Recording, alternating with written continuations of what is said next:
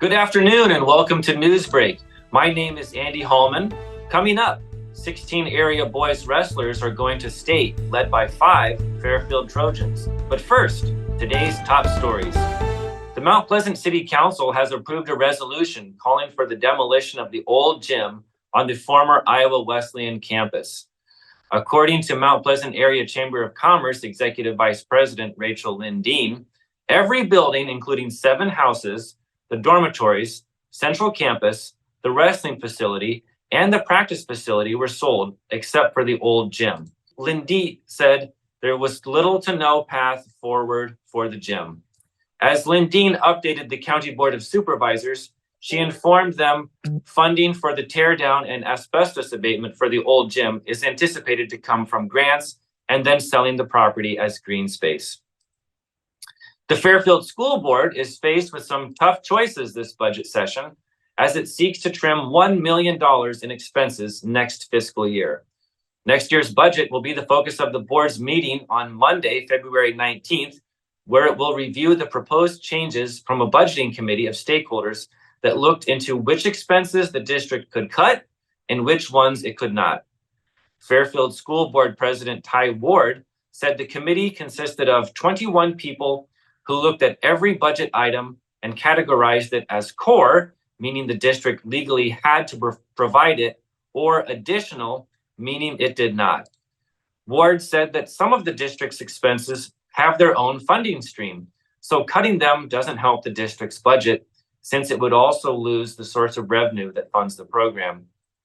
For the expenses that do not have their own funding stream, the committee ranked them in order of importance and eventually settled on cutting a list of expenses that would save the district $1.1 million in its general fund. The difficult part for the school board is that cutting such a large sum from the district's $27 million budget will necessitate staffing cuts, since personnel expenses account for about 80% of the general fund. Ward said that it would be impossible to cut $1 million without cutting staffing, and that this is going to affect a, quote, whole lot of people. He said, we'll hear feedback about the positions that would be eliminated because their work is going to have to go to someone else.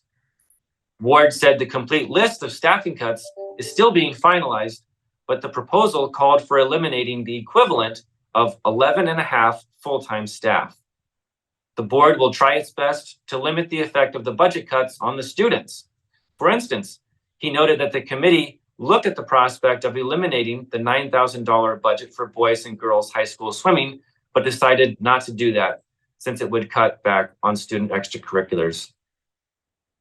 Washington County Public Health Director Emily Tokheim plans to leave her role at the end of the month, according to several other county officials and public records. In a resignation letter shared with members of the Board of Health and county supervisors, Tokheim said she had accepted a position as the Behavioral Risk Factor Surveillance System Coordinator for Iowa Health and Human Services.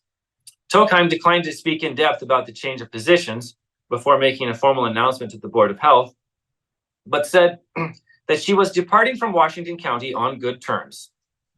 Her time as head of Washington County Public Health has been eventful.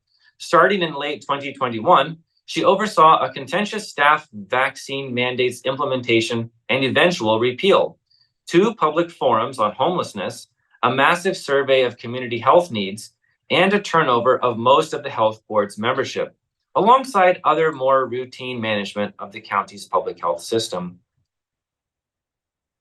Maharishi School's speech team has done it again, earning all-state recognition for the 3rd year in a row and getting to perform this Saturday, February 17th, at C.Y. Stevens Auditorium on the campus of Iowa State University in Ames.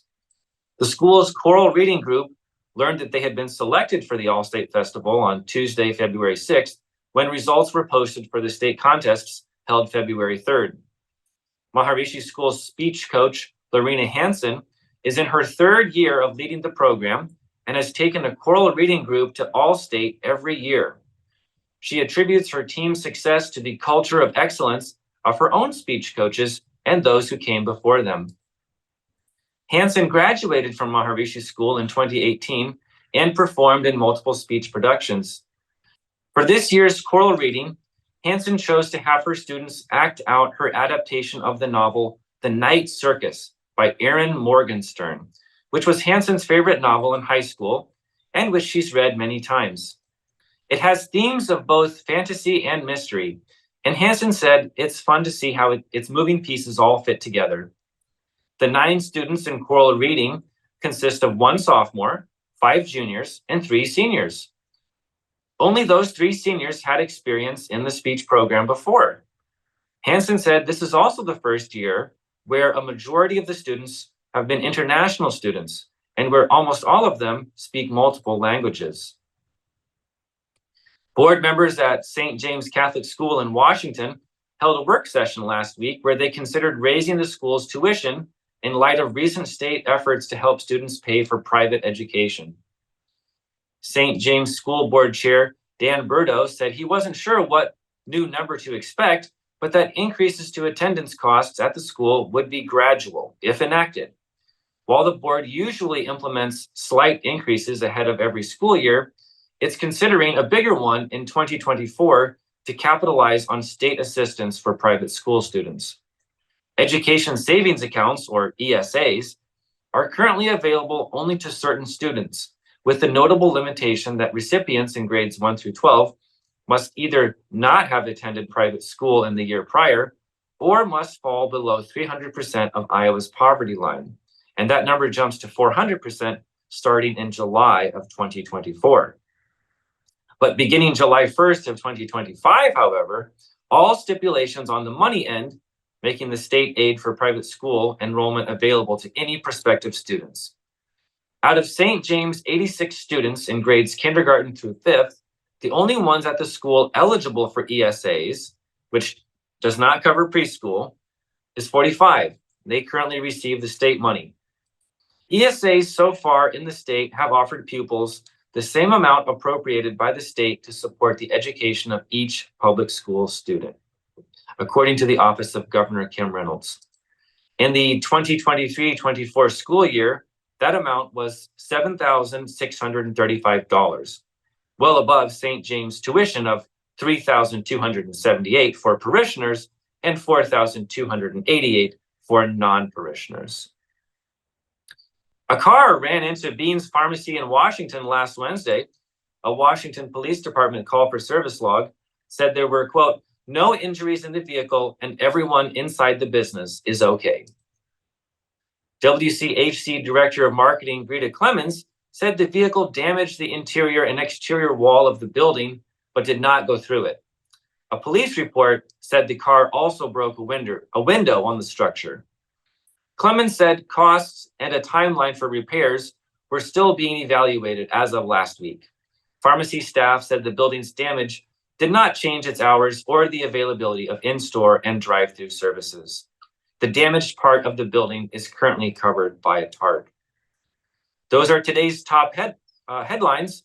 We'll take a short break, but stick around to hear about the area wrestlers headed to the state tournament. At the Capper Auto Group, we put our customers' needs first and understand that everyone is as different as the vehicle they select. We offer new Ford, Chevrolet, Buick, GMC, Jeep, Chrysler, Dodge, and Ram vehicles in a friendly environment that puts you in the driver's seat. When it comes to service, we maintain factory-trained technicians and competitive pricing. The Capper Auto Group still believes that service after the sale provides the best customer experience. Come see the Capper experience for yourself. You know, it's not a question of what all you have and so on with your life. It's who is in your life and how much you care for them and how much they care for you. And Tammy definitely cares. At 5 Star Community Credit Union, we want to help you lead a better life. We offer competitive rates and convenient appointment times for all kinds of loans: auto, recreational vehicles, home equity, line of credit, holiday, and personal loans. We make it easy to build your credit and enjoy the good things in life. We invite you to join 5 Star Community Credit Union. We are community-minded and member-focused. Come visit our locations in West Burlington and Mount Pleasant or online at 5starcu.org. Federally insured through the NCUA, Equal Housing Lender. Federation Bank is a locally owned bank providing award-winning customer service.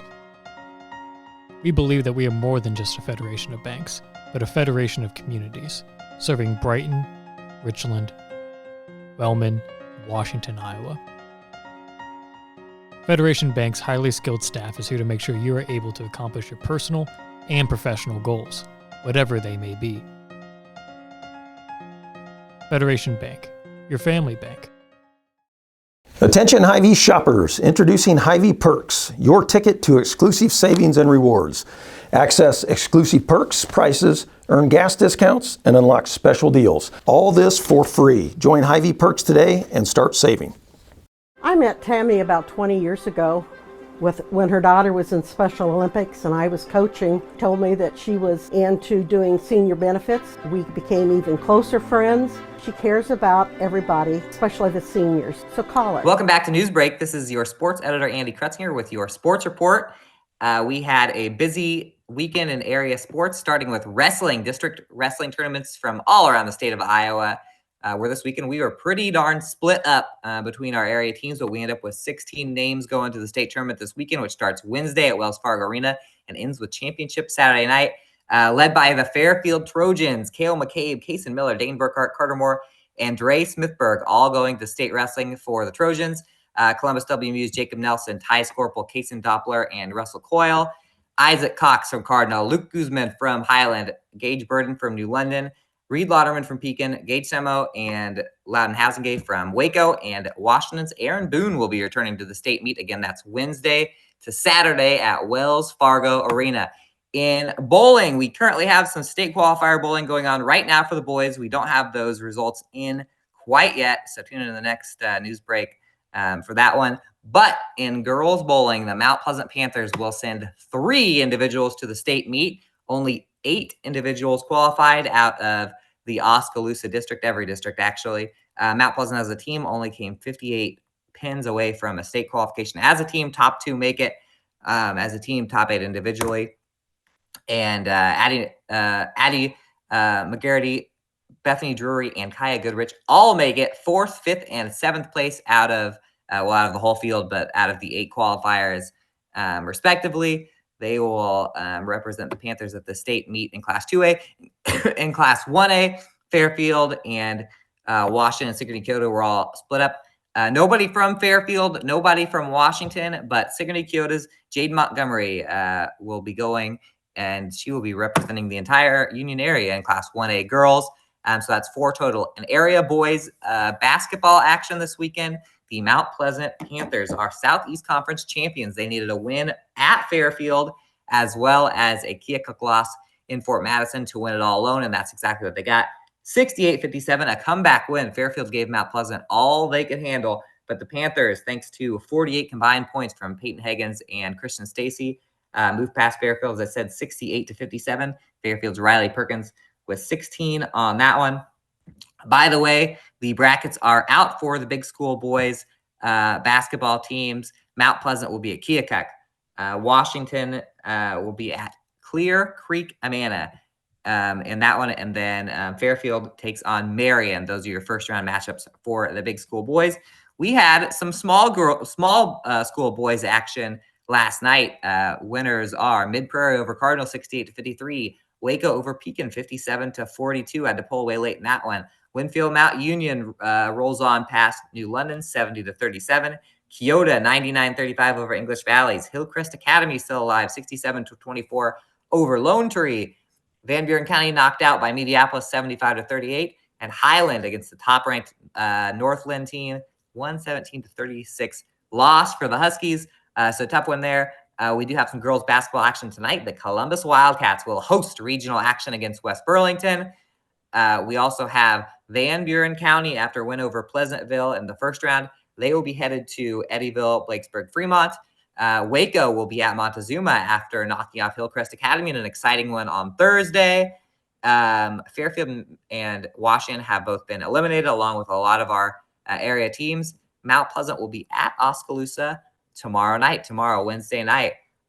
So we still have a busy schedule, basketball, wrestling, bowling. Everything's kind of coming to a head here in Southeast Iowa. And that's pretty much it for the sports report. We'll be back with your local obituaries after this. In the heart of rural Iowa, where community matters most, the connections we make are made to last. Meet KCTC, your hometown internet, phone, and TV provider. At KCTC, we're not just about technology, we're about people. Our dedicated team are your neighbors, committed to bringing you top-tier services right where you live. We believe in giving back to the community that raised us. Experience the power of a real connection with KCTC. Join us in building a stronger, more connected Southeast Iowa. Step back in time and create unforgettable memories of the 2024 Midwest Old Threshers Reunion. Gather the family and immerse yourselves in the nostalgic charm of steam engines, antique cars and trucks, tractors, gas engines, and the horses. Whether it's the savory delights from the North Village to the log cabin or the unforgettable concerts, this is where memories are crafted. Plan now to bask in the history of the past from August 29th to September 2nd in Mount Pleasant. Visit oldthreshers.com for details. Don't miss this chance to make timeless memories.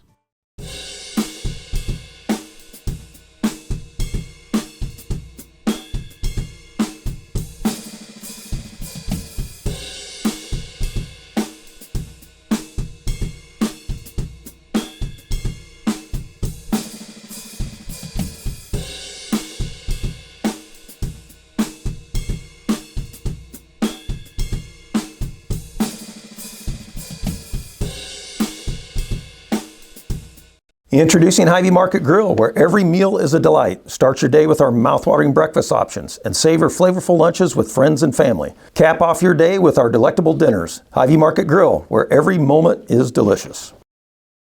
Washington County Hospital and Clinics, providing quality health care that puts you first. Whether during a hospital stay, seeing a primary care provider for wellness exams or sick visits, minor surgery to a total joint replacement, or recovering from an injury, we're here when you need us. More than you expect for your health care. Washington County Hospital and Clinics.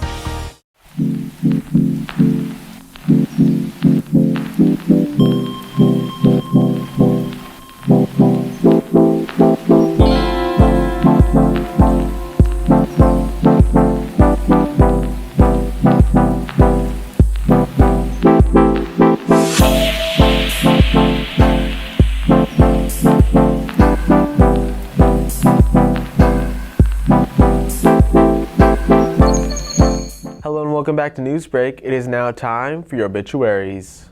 Jane Wickham of Mount Pleasant passed away on February 2nd at the age of 85. Carol J. Nemitz of Mount Pleasant passed away on February 3rd at the age of 89. Memorial service will be held at 11 a.m. February 17th at the First United Methodist Church in Mount Pleasant. Charles Franklin Satterfield of Washington passed away on February 4th at the age of 42. Celebration of Life services will be held at 10:30 a.m. February 15th at the Jones and Eden Funeral Home. Charlotte Marie King of Mount Pleasant passed away on February 11th at the age of 96. Funeral services will be held at 11 a.m. on February 14th at the Salem Congregational Church. Clement Griffith of Washington passed away on February 10th at the age of 93. Nancy E. Ains of Mount Pleasant passed away on February 11th at the age of 69. A funeral service will be held at 10:30 a.m. on February 14th at the Calvary Baptist Church. Margaret Anna Johansson of Mount Pleasant passed away on February 7th at the age of 85. Funeral services will be held at 11 a.m. February 16th at the Olson and Powell Funeral Chapel. That is your news for Southeast Iowa. I've been your Alex Snyder. This has been your news break, and I will see you next time.